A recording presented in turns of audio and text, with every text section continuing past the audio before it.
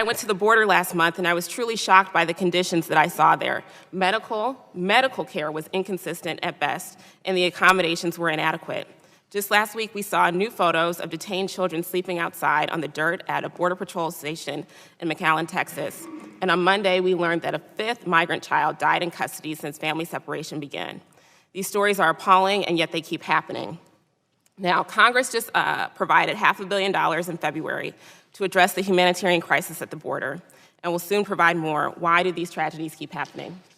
So they're happening because the crisis is exceeding the resources provided. That's why we've asked for more, and we've asked for more authority to deal with it, to prevent this crisis from happening in the first place and from the children being put at risk. We've deployed the funding from FY19 that Congress has authorized. We've increased our temporary facilities by 500 beds in Donna, by 500 in El Paso. We've got 3 additional soft-sided facilities coming online in June.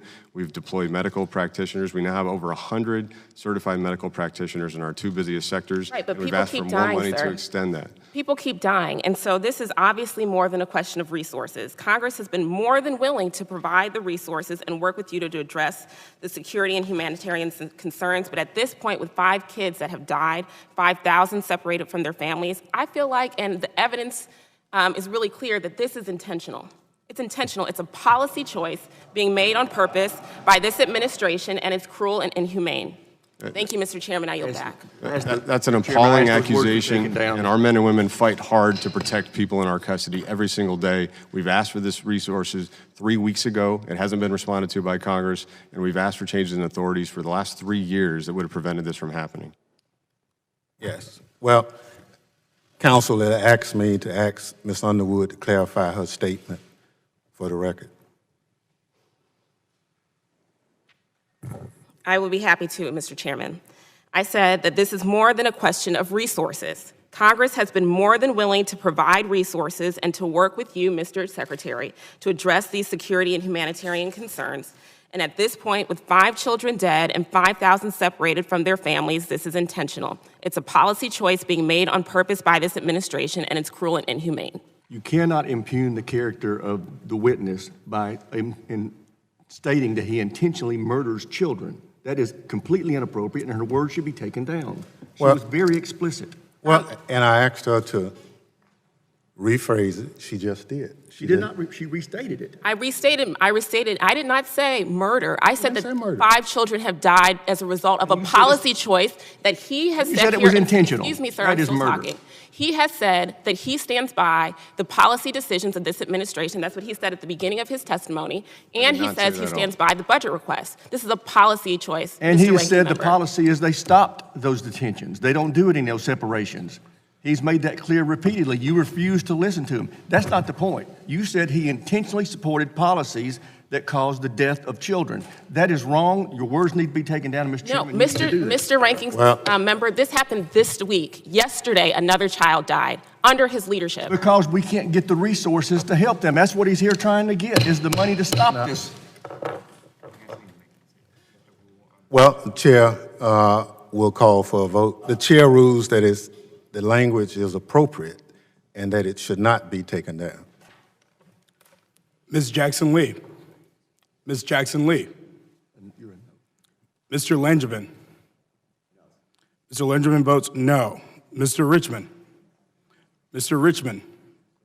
Mr. Payne. Mr. Payne. Ms. Rice. Ms. Rice votes no. Mr. Correa. Mr. Correa. Ms. Torrey Small. Ms. Torrey Small. Mr. Rose. Mr. Rose votes no. Ms. Underwood. Ms. Underwood votes no. Ms. Slotkin.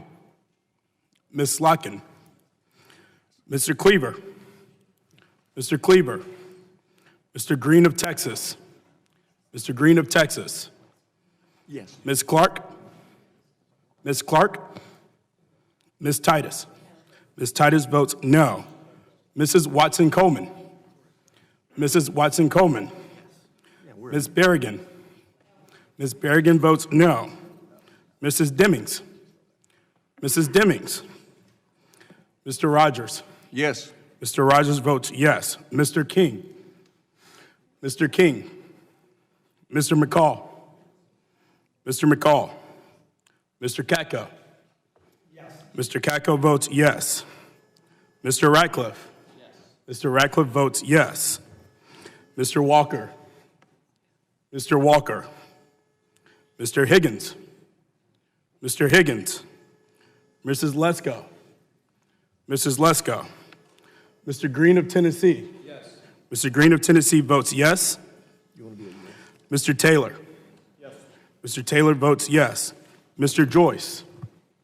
Mr. Joyce. Mr. Crenshaw. Yes. Mr. Crenshaw votes yes. Mr. Guest. Yes. Mr. Guest votes yes. What? Ms. Jackson Lee. Mr. Richmond. Mr. Payne. Mr. Correa. Ms. Torres Small. Ms. Slotkin.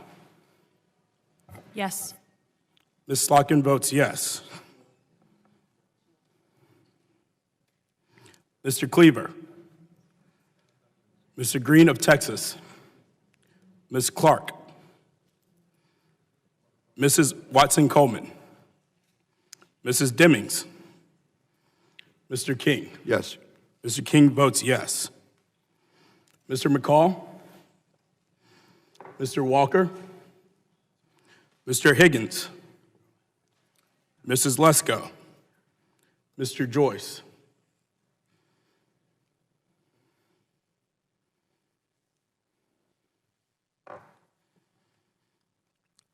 How am I recorded?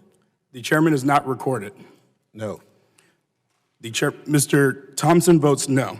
In this vote, there are 9 yeas and 7 noes. The words will be taken down.